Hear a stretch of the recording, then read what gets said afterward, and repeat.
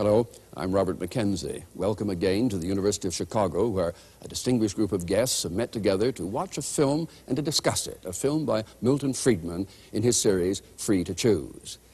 In it, he examines the consumer movement, the whole development of high-powered government agencies in recent years, recent decades in this country, which have set out to protect the interests of the consumer.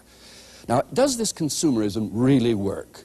Or are there better ways of protecting the interests of the consumer? That's the question Milton Friedman asks in this film.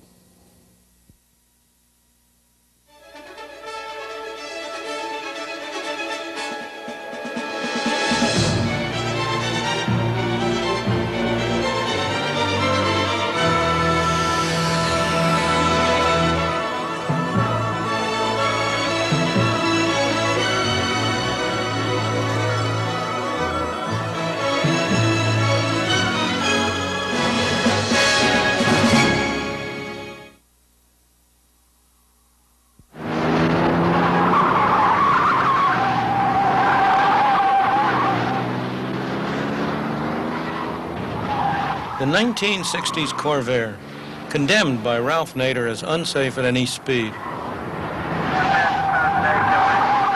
Since Nader's attack, it's being increasingly accepted that we need government protection in the marketplace. Today, there are agencies all over Washington where bureaucrats decide what's good for us. Agencies to control the prices we pay, the quality of goods we can buy, the choice of products available. It's already costing us more than $5 billion a year.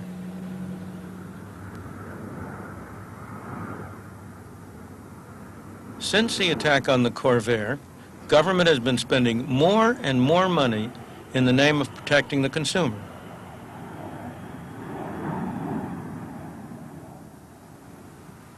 This is hardly what the third president of the United States, Thomas Jefferson, whose monument this is, had in mind when he defined a wise and frugal government as one which restrains men from injuring each other and leaves them otherwise free to regulate their own pursuits of industry and improvement.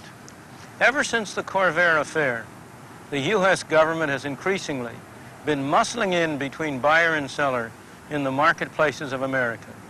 By Thomas Jefferson's standards, what we have today is not a wise and frugal government, but a spendthrift and snooping government.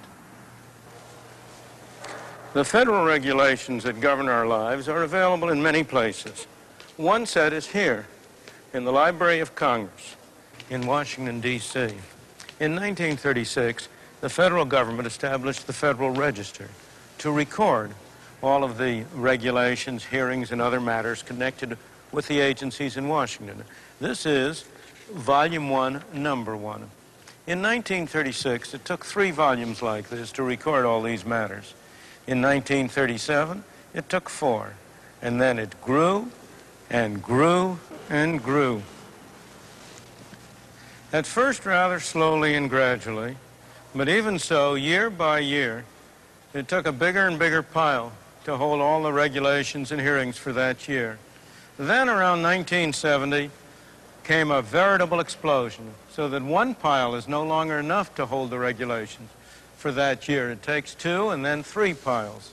Until on one day in 1977, September 28th, the Federal Register had no fewer than 1,754 pages. And these aren't exactly what you would call small pages either. Many of those regulations come from this building. Consumer Product Safety, our lines are busy. Would you hold, please? Thank you.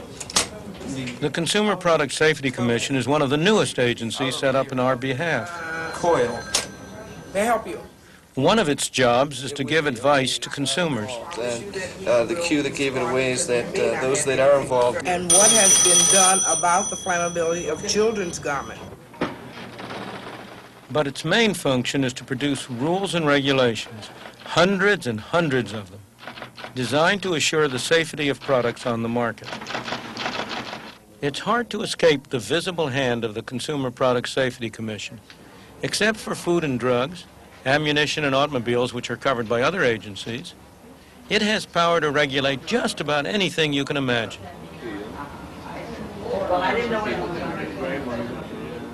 Already, it costs $41 million a year to test and regulate all these products on our behalf. And that's just the beginning. The Commission employs highly trained technicians to carry out tests like this, checking the brakes on a bike.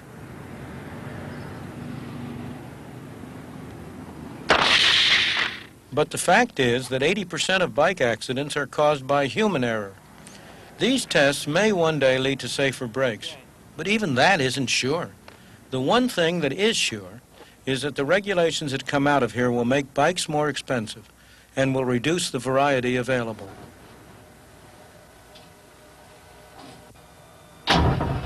Yes, they really are testing how matches strike. And the tests are very precise. The pressure must be exactly 1 pound. The match exactly at right angles. Consumer Product Safety Commission. No matter how many tests are done, children's swings are never going to be totally safe. You cannot outlaw accidents.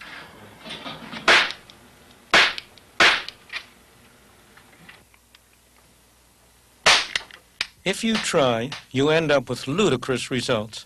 It hardly seems possible, but they really do use highly skilled people to devise regulations that will prevent toy guns from making too big a bang.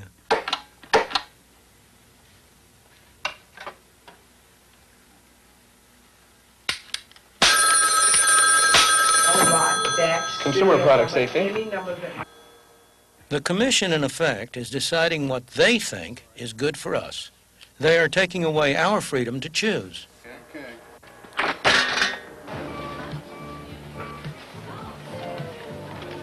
Consumers don't have to be hemmed in by rules and regulations. They're protected by the market itself.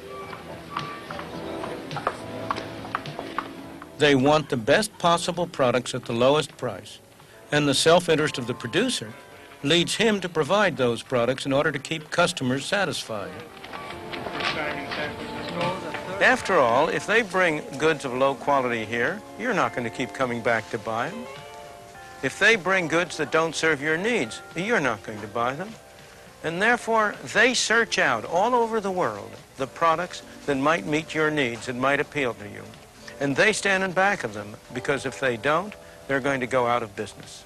You see the difference between the market and the political action, the governmental agency.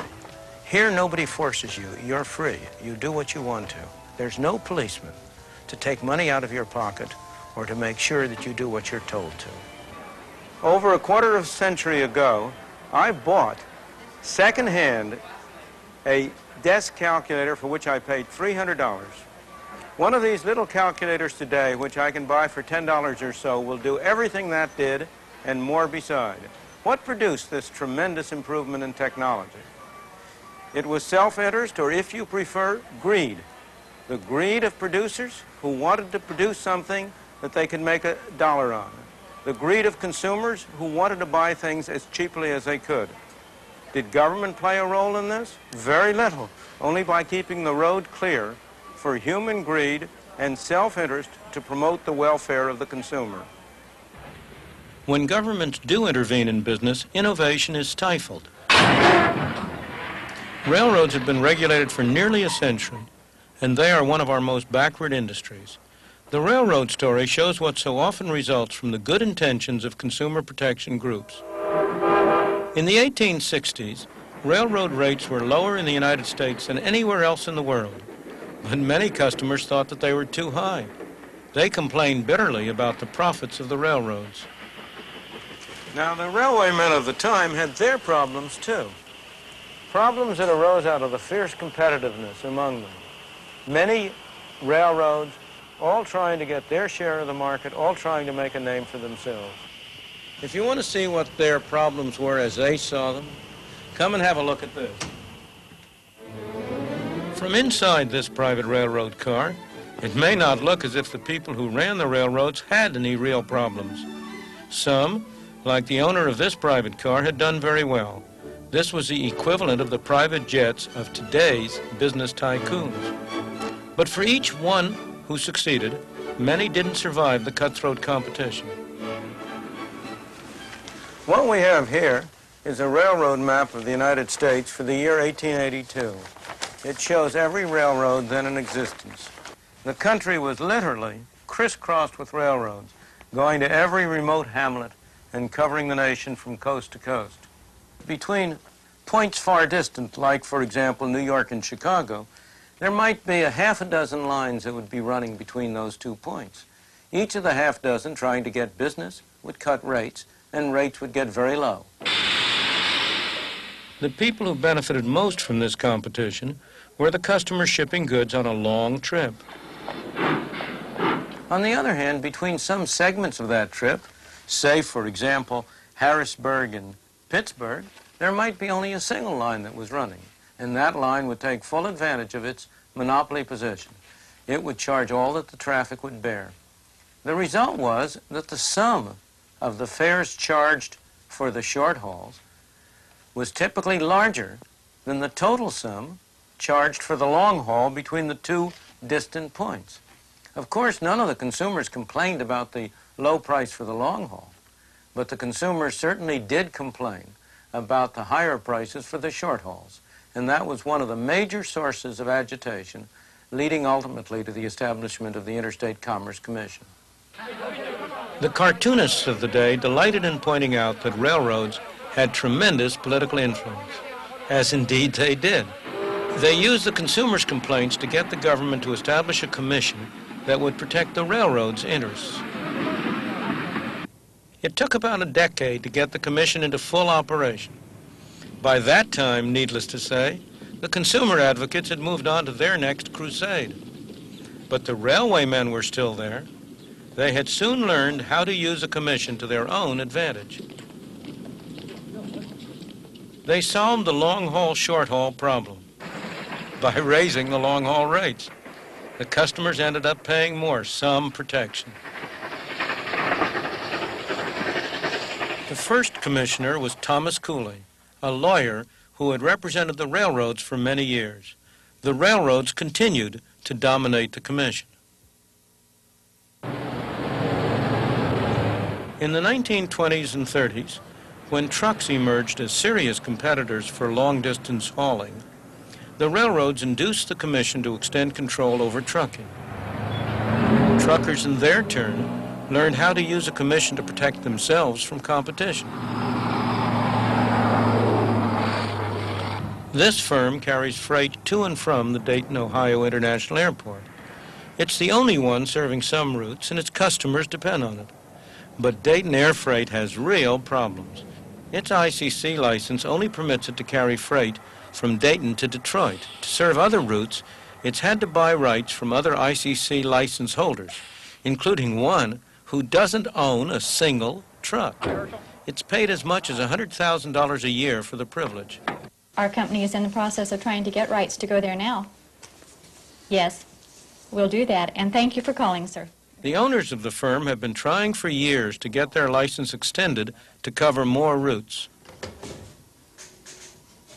Now, I have no argument with the people who already have ICC permits, excepting for the fact that this is a big country, and since the inception of the ICC in 1936, there has been very few entrants into the business. They do not allow new entrants to come in and compete with those who are already in.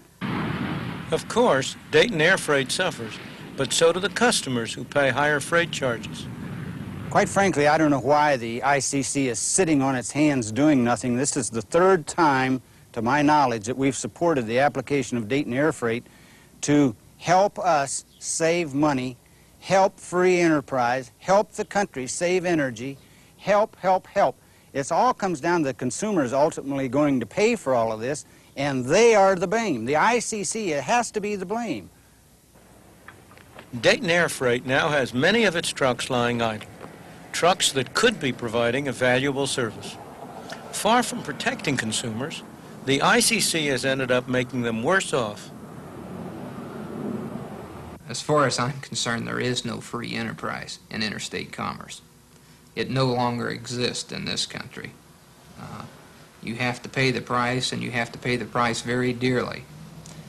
That not only means that we have to pay the price, it means that the consumer is paying that price. The price consumers pay when it comes to medicine could be their lives. In the 19th century, pharmacies contained an impressive array of pills and potions. Most were ineffective and some were deadly.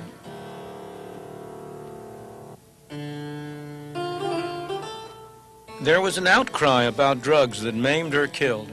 The Food and Drug Administration, in response to consumer pressure, succeeded in banning a whole range of medicines.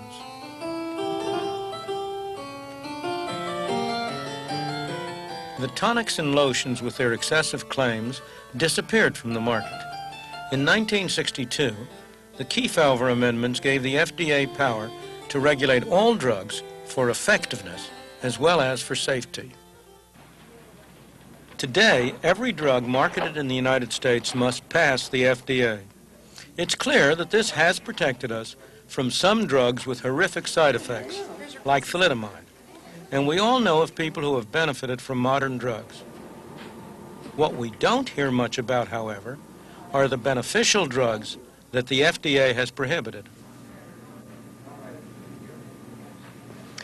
Well, if you examine the therapeutic significance of drugs that haven't arrived in the U.S.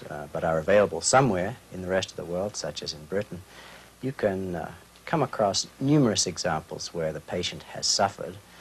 For example, there are one or two drugs called beta blockers, which it now appears can prevent death after a heart attack. We call this secondary prevention of coronary death after myocardial infarction, which, if available here, could be saving about 10,000 lives a year in the United States.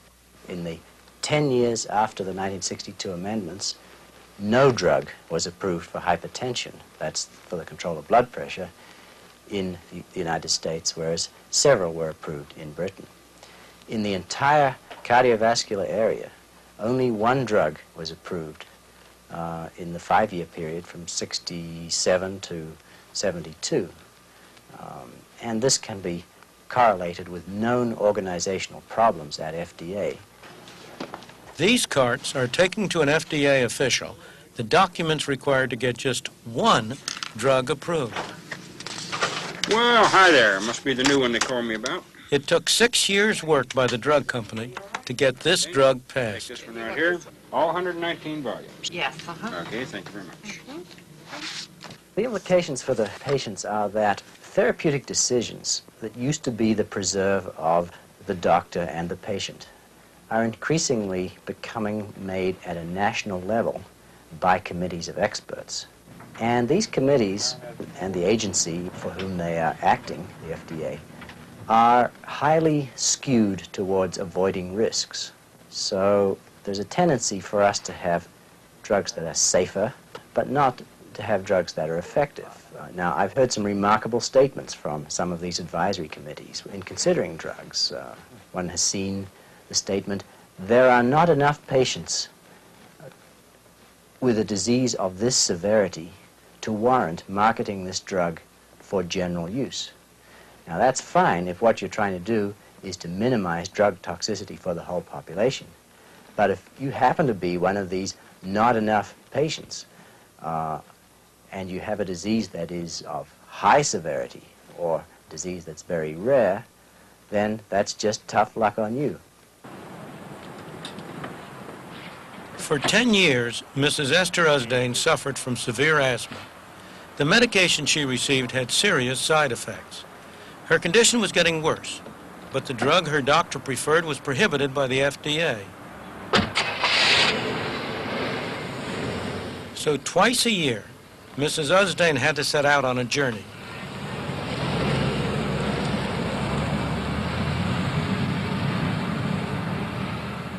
I had been very sick. I had been in and out of the hospital several times, and they couldn't seem to find a way to control the asthma, and I had to change my lifestyle once I was out, even for a short time.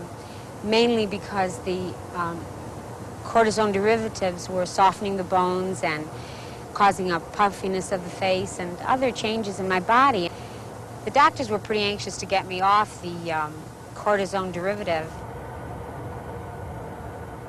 The drug her doctor wanted her to have had been available for use for 5 years in Canada.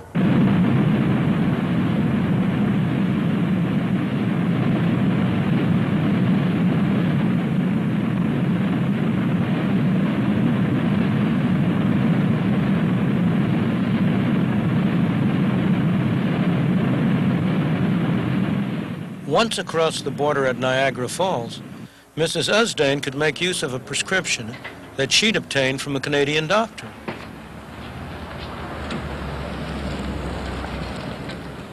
All she had to do was go to any pharmacy. There she could buy the drug that was totally prohibited in her own country.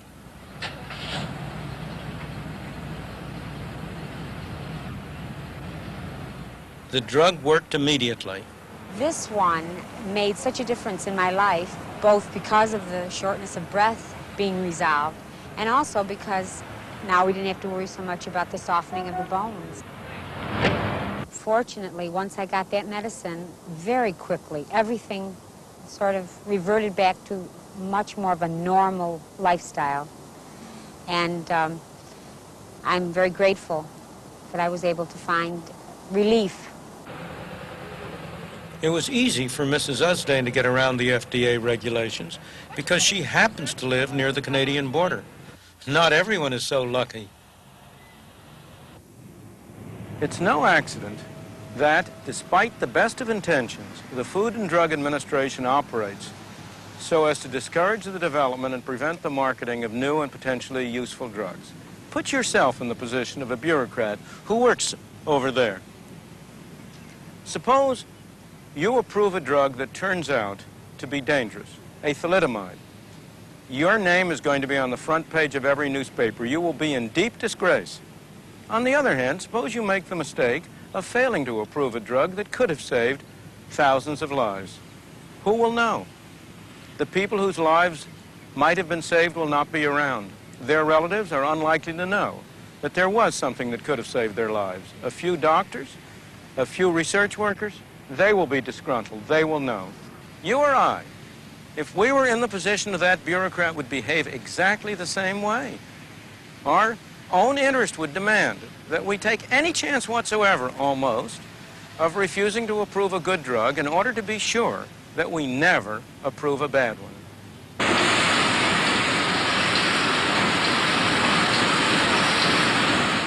Drug companies can no longer afford to develop new drugs in the United States for patients with rare diseases.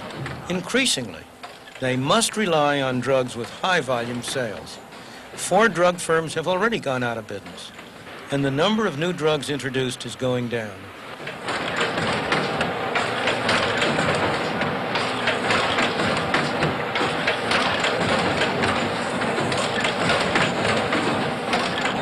And where will it all lead? We simply haven't learned from experience. Remember Prohibition?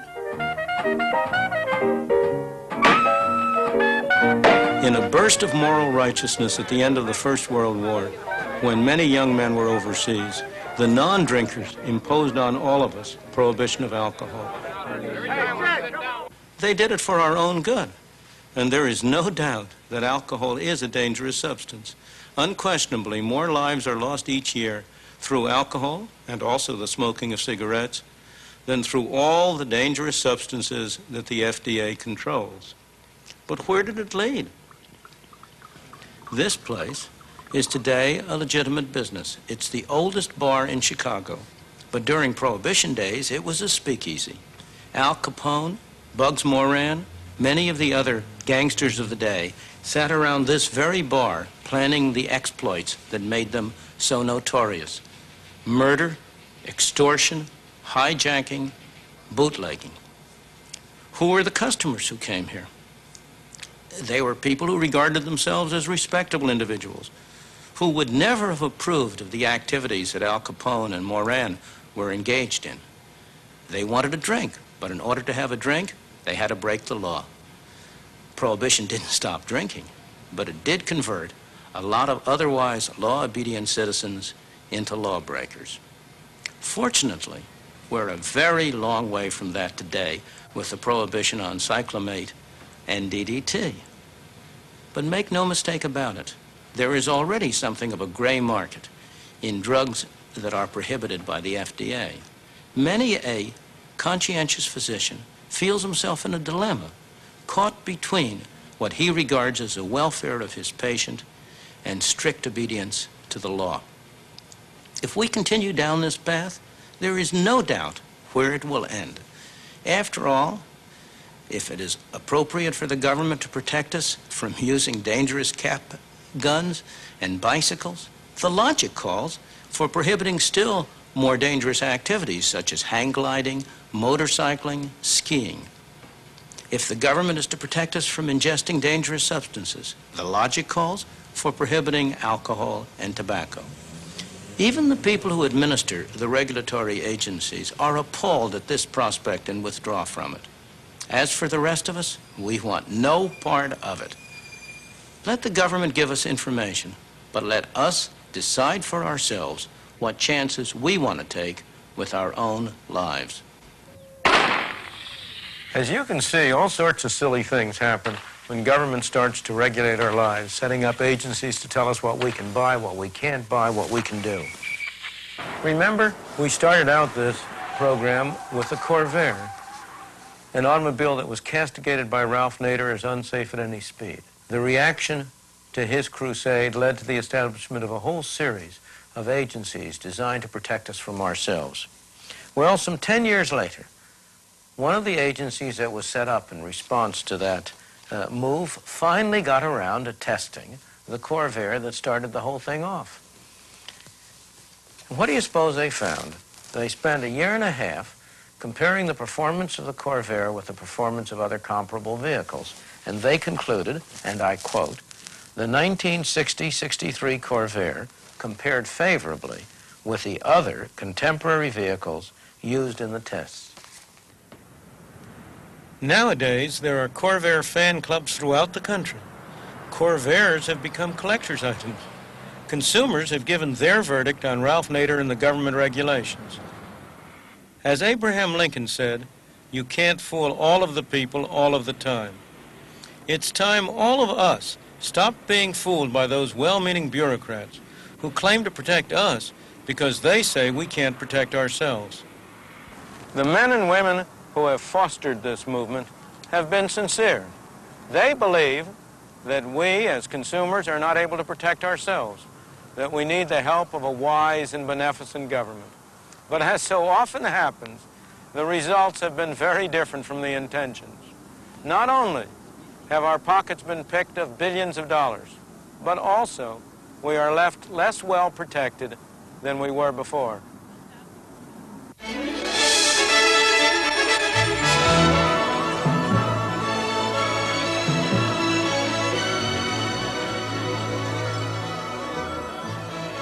Now, back here at the University of Chicago, the consumerists themselves get their chance to argue their case. I agree with Mr. Friedman with respect to those agencies which have had the major purpose of economically propping up a certain industry, which is why consumer advocates like myself advocate the elimination of the ICC, the CAB, the Maritime Commission. But when you're talking about consumer protection in the marketplace, and when you're talking about government watchdogging competition, consumers need, and as every poll is showing, they're demanding more and more protection. And to give just two examples of how information is simply not enough to protect the consumer. 5 years ago, I could not have bought a child's crib in this country that would have had the slats sufficiently close together that I did not have to worry about the child strangling. Not until the government and the Consumer Product Safety Commission stepped in did consumers then have the choice to buy that type of a crib. Strangulation's down 50%. And in 1975, if I had wanted to lease a Xerox machine, I could not have done it. And not until the Federal Trade Commission Antitrust stepped in and forced competition into that marketplace did I have that choice. And in 1 year, the price went from $14,000 down to $5,000. Those are dollars back in our pocketbooks, to say nothing of minimized emotional trauma. Well, before we ask Milton Friedman to come back on that, let's establish the viewpoint of our other participants and experts. Dr. Richard Landau, what's your reaction? Well, I think the cost is certainly outrageously large. and the benefits are trivial, if any. I think that perhaps Milton overstates it slightly to make his point, but basically I would have to agree with it in the area that I know best, which is the regulation of new drug development. And Joan Claybrook? Well, in the auto safety field, we've saved about 55,000 lives and millions of injuries because of auto safety regulations since the mid-1960s. I might also comment that the cost of auto crashes each year to the American public is $48 billion a year. Fairly substantial when you compare it to other things, much less, again, the human trauma. Bob Crandall. Well, I think it's impossible to disagree with Milton Friedman on the effects of economic rate regulation of the sort that the railroads and the trucking industry have been through. The intent of that legislation was, of course, to protect the railroads and to protect the trucks, and the same thing is true for maritime regulation. What sustains regulation is sort of a populist theory that somehow, through government, we will redistribute wealth from people who own business firms to consumers. In fact, it doesn't work that way. It doesn't work that way in economic regulation, and there's very little evidence that it works that way in any kind of regulation. As to whether we get any value from health and safety regulation, I think much of it is too new to know. Well, now that's where the area I want to start with, because remember that was the first part of his argument, the whole idea of consumer product safety action by the state. Now, is that so far working? Very close to your interest, I know. What's your reaction, Kathleen O'Reilly? Well, on product safety, in the state of that, the lawnmower industry had said for 20 years they could not design a safe lawnmower. Only when the Consumer Product Safety Commission forced them with the new standard, suddenly their creative genius was overnight. They came up with net whips that were made out of plastic, and they came up with very innovative forces, which is why that government presence actually triggered innovation that otherwise would have been left uncovered. It's very easy to see the good results. The bad results, it's very much harder to see. You haven't mentioned the products that aren't there because the extra costs imposed by Consumer Product Safety Commission have prevented them from existing. You haven't mentioned the case of the tris problem on the flammable garments. Here you had a clear case where a regulation of the CPSC essentially had the effect of requiring all manufacturers of children's sleepwear to impregnate them with tris. Oh, but that's not 3 years, 5 years later, the regulation required the garments to be non-flammable, and as it happened, tris was the most readily available chemical which could do it. Kathleen O'Reilly? That's absolutely not true. But let me finish the story first, because the second half of the story is the important part of it. It turned out that tris was a carcinogen. And 5 years later, or 3 years later, I'm not sure the exact time, the same agency had to prohibit the use of those sleepwear garments, forced them to be disposed of at great cost to everybody concerned. All right, let's look at the real interesting history here. In 1968, when Congress passed the Flammable Fabric Act, they did not tell the CPSC what chemicals would comply with that and what would not. And so initially when industry said, we're going to use TRIS, the Consumer Product Safety Commission, from their initial test, were disturbed by it and had announced informally to industry that they were not going to allow TRIS to be used. Industry balked and said, we're going to take you to court because the act only says it has to be flame retardant. You, the government, cannot tell us how to comply. And it was the industry that forced the hand of CPSC away, and they don't even deny that now. I'm not trying to defend the industry. Go slowly. I am not pro-industry. I am pro-consumer, unlike you. I'm not pro-industry, and of course industry will do a lot of bad things. The whole question at issue is what mechanism is more effective in protecting the interests of the consumers, the dispersed, widespread forces of the market. Take the case of the flammable fabrics. Suppose you had not had the requirement. You believe it was right to test them, don't you? For a government agency to test them? No, not at all. No. There are private consumer testing agencies. There's the Consumers Research. There's Consumers Union. You speak about a widespread demand for more protection. Those agencies have those organizations. They have all these publications on cars, so what they do is they test the brakes and steering. They never crash test them, and the most important thing to know about a car when you buy it is if the car crashes, are you going to be killed unnecessarily? So you can't even get that information. But the reason they don't test them, it's too expensive. That's the reason why. Of course, and why is it too expensive for them? Because the number of consumers who are willing to buy their Surface and take it is very, very small. That is not why. The reason why is because it's enormously expensive. Of course, but if they had a large enough number of customers, if there were enough customers, enough consumers... Yes, but that's a chicken and egg situation, which is ridiculous. It's not a chicken and egg situation. If you believe that technological information is important for consumers to have, which is the basis and the thesis of your argument, surely that you would say that one of the things that society does is it groups together to provide basic services to the public, police, traffic services, all sorts of basic kinds of things, the mail service and the fire service and all the rest of it. Why is it that they shouldn't even do testing of technological subjects which the public have no way of knowing? Before you reply, I want one or two others in on this. It seems to me that Professor Friedman could give a little bit on this ground. Certainly in the dissemination of information is a free rider problem. And one of the problems is that while you and I might value the results from a consumer union rather highly, we don't have to pay for it. We can look over the shoulder of someone else, borrow the magazine from the library, and so forth. I wouldn't go so far as to say that the government should not at all be in the business of generating information, though I am concerned about exactly the same forces, this evil industry that Ms. O'Reilly talks about, having its influence on how this information is prepared. I don't see how we guard ourselves against that. But it seems to me that there is a case to be made that the market does not supply enough information. It may not, but the market supplies a great deal. And there's also a free rider problem in the negative sense on government provision of information. Because people who have no use for that information are required to pay for it. Milton, I don't quite understand your position on this. Are you saying, though, that there's no place for government to test consumer product safety at all? I am saying, let's separate issues. I am saying there is no place for government to prohibit consumers from buying products the effect of which will be to harm themselves. There is, of course, a place... Well, for a moment, I'm trying to separate the issues. There is a place for government to protect third parties. If we go to your automobile case. What about children? Children aren't choosers, no. Right? They don't make choices. Parents make their choices. But let's go. Sleepwear has it, there's no choice. We can only take one issue at a time. We're a little difficult to take them all at once. Let's take one at a time. I say there is no place for government to require me to do something to protect myself. Now, if government has information, obtained. For a moment, suppose it has information, then it should make that public and available. The next question is, are there circumstances under which it's appropriate for government to collect information? There may be some such circumstances. They have to be considered one at a time. Sometimes there is and sometimes there isn't. But you see, I want to get back. Take your area, Ms. Claybrook. You are now involved on an airbag problem. That's right. If I understand the situation, I don't know anything about the technical aspects of it, but the airbag in a car is there to protect me as a driver.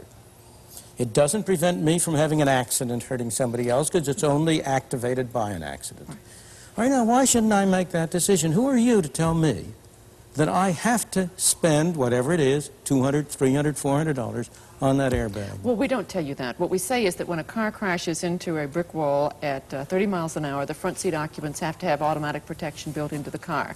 And it's a very minimal... Why have to? I don't care whether it's an airbag or a seat belt. Well, there are two reasons why. One is that the sanctity of life is a fairly precious entity in this country. It's more precious to me than it is to you. My life is more precious to me than to you. Well, you don't know. Do you wear your seat belt? Sometime I do and sometime I don't. I see. Well, then it couldn't be too precious to you, because if it were, you'd wear it all the time. I beg your pardon. Yes. Other things are precious, too. Yes. Okay, but wearing your seatbelt is a relatively simple thing to go into. But now my question is, but I wanted to answer a direct answer. There's a very basic reason why, and it's because a person does not know when they buy a car what that car is going to do when it performs in various and sundry different ways. That's number one. Number two, there's a basic minimum standard. It's a performance standard. It's not a requirement that you have certain pieces of products in your cars, but it's a basic performance standard built into your car that when you buy it, no one's going to have less than that, so that you don't have people needlessly injured on the highway, the cost to society, the cost to the individuals, the trauma to their families, and so on. You're suggesting theoretically that it's much better to let people go out and kill themselves, even though they really don't know that that's what's going to happen to them when they have that crash. Excuse me, you're evading the fundamental issue. If you have the information, give it to them. The question is, not a question of giving them the information. The question is, what is your right to force somebody to spend money to protect his own life, not anybody else, but only himself? And the next question I'm going to ask you, do you doubt for a moment that prohibiting alcohol would save far more lives on the highways than an airbag, seat belts, and everything else? And on what grounds are you opposed to prohibition, on grounds of principle or only because you don't think you can get it by the legislature? I'm opposed to prohibition because I don't think it's going to work. That's the reason I'm opposed to prohibition. But suppose it would work. I want to get to the principle. Sure. I want to know, suppose you could believe it would work. Suppose you could believe prohibition could work. Would you be in favor of it? No. What I am in favor of is building products. I am in favor of building products so that at least they service the public. I was fascinated by some of the initial comments. Everybody agrees that the old agencies are bad. But the new agencies that we haven't had a chance to... No, you're trying to sweep them into your net. They didn't agree with that. But anyway... It was regulatory. It was talk about if the basic principle is give me the information, let me choose for myself. If that's the ultimate goal, why is it that in any hearing that you've ever gone to, and I beg anyone to find me an exemption, whether it's airbags or on DES, saccharin, whatever, you never have the victims of the injury who lost their arm because of a lawnmower standing up and saying, thank God that you gave me the right to become incapacitated. Never do you hear a victim thanking the government for backing off. Never do you hear the victim of an anti-competitive action thanking the Justice Department for not bringing a suit. Dr. Landau, I promised you could make an observation on that without going into great detail. Now, when DES was used to preserve pregnancies in women 25 and 30 years ago, there was absolutely zero evidence that it would cause cancer in anybody, certainly not in the children of the women who were pregnant. And for you to say that it is... ignoring the 1941 studies that showed just that. There is no 1941 study. This happens to be my area of expertise. I'm an endocrinologist. There was nothing. Okay, now let's not go any further down that road. Let me ask Mr. Rod a question. I don't see, if the problem in drugs is that there is a lack of competition, there are a number of drug companies in the United States and around the world, and a lack of innovation, how regulation, which is designed to keep products off the market, that is, further restrict the supply of drugs, is going to enhance either competition or innovation. As a matter of fact, everything that I have learned in economics would tell me that that is likely to reduce innovation and reduce competition. And one of the great benefits of drug regulation is that if I'm a pharmaceutical company with an old tried and true drug in the market, I really want the FDA to keep new drugs off the market. It will enhance the market value of that drug. I think that's a lesson that you learn from government regulation, whether it's National Highway Traffic Safety Administration regulation of fuel economy standards, be it drugs, be it pollution controls. Their effect is anti-competitive. It's not pro-competitive at all. If I go on with Bob's point for just a moment, he and I am sure, and all economists would agree, that the most effective way to stimulate competition would be to have complete free trade and eliminate tariffs. The most anti-consumer measures on our statute books are restrictions on foreign trade.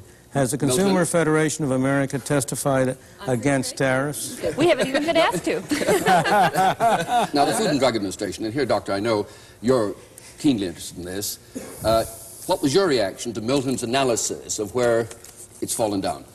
Well, I think it's even worse than Milton's analysis or Dr. Wardell's analysis of it. If one could look at the past 25 or 30 years of new drug innovation, one could see that most of the drugs that you all would regard as miracle drugs were developed before the Kefauver amendments. That's the 1962 amendment, which ruled what now again? Just to remind us. Well, the 1962 amendments, as Milton said, added efficacy to the regulation of safety. Actually, it's what the regulators did with this law that went haywire. I don't see how one can object to the law in itself. What the regulators did was go mad with respect to safety when the only thing that was added to the law was the point of efficacy. After all, the two are intertwined inextricably. For a very hazardous disease like cancer, you will tolerate a very dangerous drug. And for a headache, it's got to be very, very safe. Now, this we've known all the time, but the regulators have gone to the point of utilizing some hysteria over thalidomide and new legislation, which I think was originally designed by Kefauver to get himself to be president by lowering the cost of drugs, to make regulations which are absolutely obstructive, So now, instead of 75% of the new drugs used in this country being developed in this country, less than 25% of them are. They're being developed elsewhere. Yeah. Now, could we just clarify this point, though? Are you saying there should not be government intervention in the food and drug field of that kind, or is it simply the policy adopted by the FDA or imposed on it by the Kefauver Amendment is where it went wrong?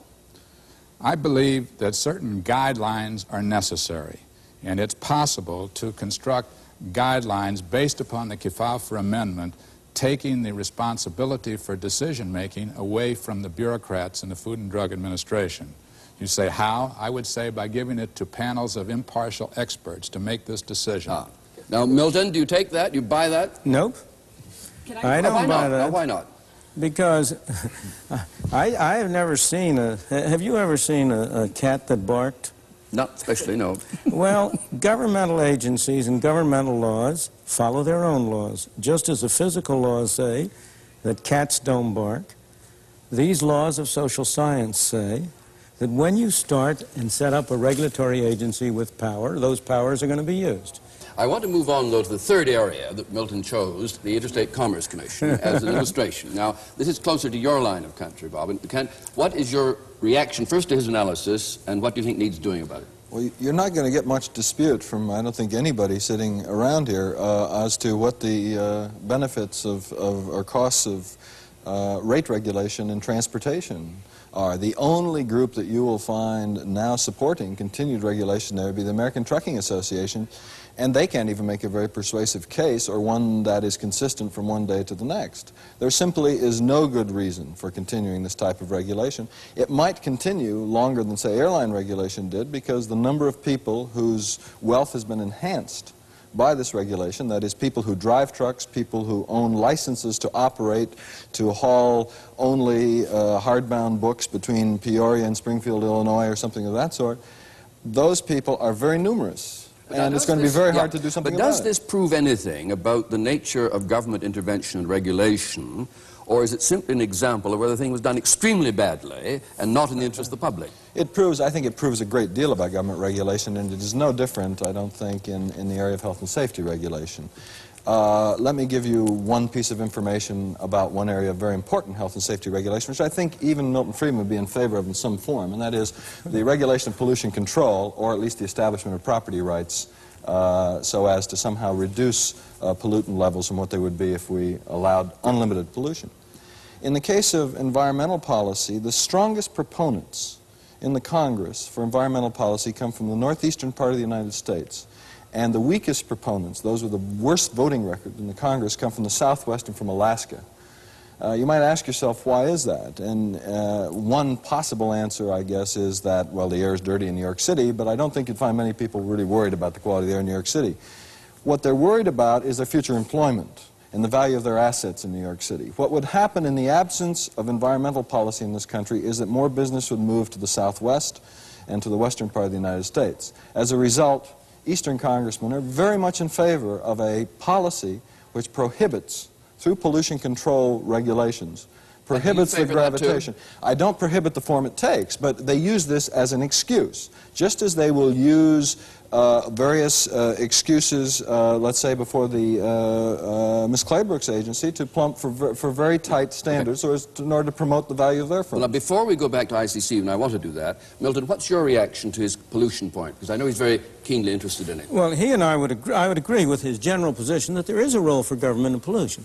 I would agree, second, that the present techniques of controlling pollution are terrible. And they are terrible, and they are what they are for precisely the reasons he specifies, because they are an effective way in which you can use the excuse of pollution to serve some very different objectives. That's part of the way in which governments meow, if I may go back to my cat. We've discussed this at greater length in a book that we've written to go along with this program on Free to Choose. The program itself was too short for us to be able to get much in about pollution. Indeed, we really had to skip it because it's such a complicated and difficult subject. But there is a real role for government because that is a case in which you're protecting third parties. And every one of the valid cases, in my opinion, for government entering in has to do with third parties. There's a case for requiring brakes because that's to protect the person you might hit. That's wholly different There's no case for requiring an airbag, in my opinion, but there is a case for requiring good Do you brakes. accept that distinction, by the way? No, because when you're injured because of a failure to use a passive restraint, I am in a sense going to have to help pick up part of your medical bills, part of your insurance rates, because they're spread across. Absolutely. And so only on Gilligan's Island, when you have 6 or 9 people not interacting such that all of society is affected, does your distinction have any validity? The same thing Go is true in slowly. alcohol. When you're sick from alcoholism, who pays for it? On the alcohol, the studies have only shown excessive amounts of alcohol to I'm be not injurious. speaking of accident. Oh, what about cirrhosis of the liver, my dear? It's a very common all of the disease. reasons And it's why a we long need and a expensive stronger disease. Could we pause on, Milton's made though, a very interesting distinction here, that you can damage yourself, you've been saying, or it's up to you if you want to run the risk of damaging yourself. But can you make the distinction? Let me go back to her question, because she says, no, we mustn't do that, because a fellow who hurts himself is going to go to a government-subsidized hospital. Not just government, no, but it's more than that. It's other parties' liability as well. Answer that issue with it. Go slowly. Let me separate the two issues, because I really want to get to this, because your answer is a very favored one, and there is an element of validity to it. Of course. Well, it's only because we've made 2 mistakes. But you don't have to be in a government hospital for it to be valid, because when you're in traction... Hold on for a moment. Hold on for a moment. The problem with your answer is that you're saying one wrong justifies another. I believe that we ought to have much less government intervention into those areas as well. And I am not willing to follow a policy which implies saying, that every person goes around with a sign on his back saying, property of the U.S. government, do not mutilate, spindle, or bend. Do you favor the government intervention in those areas where, for example, the bar associations and the eyeglass industry were not allowing their members to advertise? And then the Federal Trade Commission stepped in, and now consumers have the ability to make those kinds of comparisons. You're getting into another area, but the answer, the brief answer, because we oughtn't to discuss it here, I am against those governmental measures which have enabled the organizations to have the power to prevent advertising, But namely there were no licensure. government. Now, that wasn't... Now, look, I want to come back. Bob Crandall said that in an area like the Interstate Commerce Commission, there is nothing really to be said in defense at all. Does anybody dissent from that, or have we knocked them down flat? That happens to be the one area on which, so far as I know, you cannot find any dissent anywhere. Even one of the most effective presentations of what was wrong with ICC was done by one of Ralph Nader's groups. Maybe you were associated with that group. That's the thing that really baffles me. Fundamentally, here are people like Ralph Nader and his groups who look at ICC. And what is their solution to the problem? More of the same. A different kind of regulation. No. The only problem is that the wrong people were in there regulating. No, that's not true at all. No, that's a complete misnomer. You work with Nader now. Yes. That's Dr. Landau's solution for the medical problem. Let's have the right people doing the regulation. No, that's a complete misnomer about the difference between ICC and health and safety regulation. There are a number of differences. One involves the economics and the benefits of profits to industry, and the other involves the sanctity of life among people. Excuse me. Now, let me finish this point. Okay. Yes.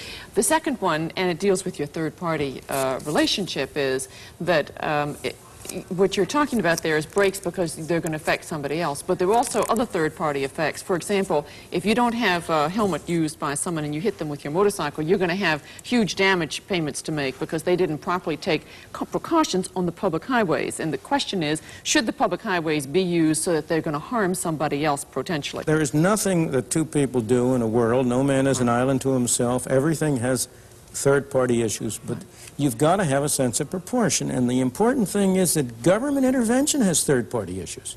When government intervenes into these affairs, that harms third parties. It picks my pocket. It reduces my freedom. It restricts many activities around the world. Is, what are the benefits? And if the benefits in the auto field, for example, are 55,000 deaths saved... That's a very dubious statistic because, once again, every study has looked at the benefits and not looked at the costs. Oh, no, that's not true at all. Absolutely not that they haven't I mean looked the at the costs in life. You haven't looked at the fact, for example, that by clarify this, Milton. I don't quite follow you. Would you explain what you mean? Of course. Yeah. Look, take the automobiles. By making automobiles much more expensive, it makes it more profitable to keep older automobiles on the road. The increased age of the automobile is an anti-safety factor. by making automobiles safer so people can drive them.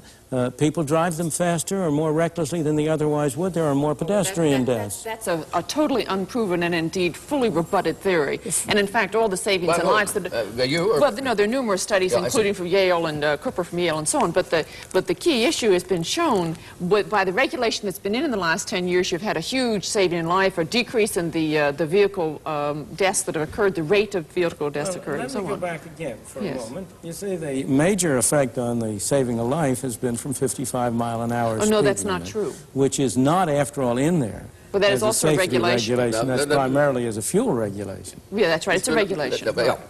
But your statement's not accurate. The savings in life have not been primarily, they've been very important from 55, but there have been 55,000 deaths saved by vehicle crash safety regulation.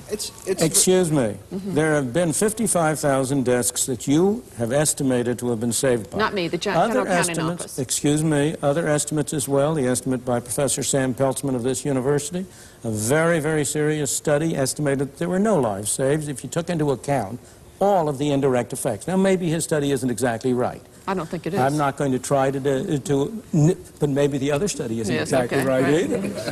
We've got to be even-handed on between. You look at consumers have done well if it's even in between. No, I beg your pardon. If people voluntarily want to risk their lives, are you saying, again, you really would not be in favor of prohibiting hang gliding? We as the auto industry... That's far more dangerous. Should you prohibit 500 miles speedway? Let me answer that. We asked the auto industry if they would remove all of the safety standards that have been in effect since 1968, and what would be the savings to the public if they did that. And the answer that they came back was, well, we couldn't remove those. They expect them now. The laminated windshields that don't crack their head open, and the collapsible steering assemblies, and the padded dashboards. Why the public, that is now the societal norm. Regulation has changed the thinking of the public and the understanding of what's possible.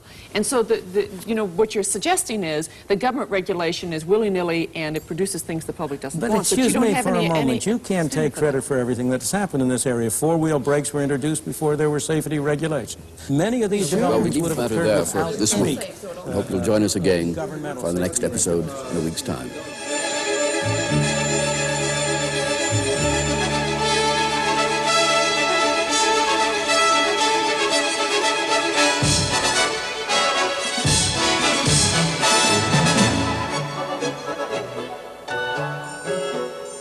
Whether you're a doctor or a gas attendant, a factory worker or a bureaucrat, next week's program is all about you.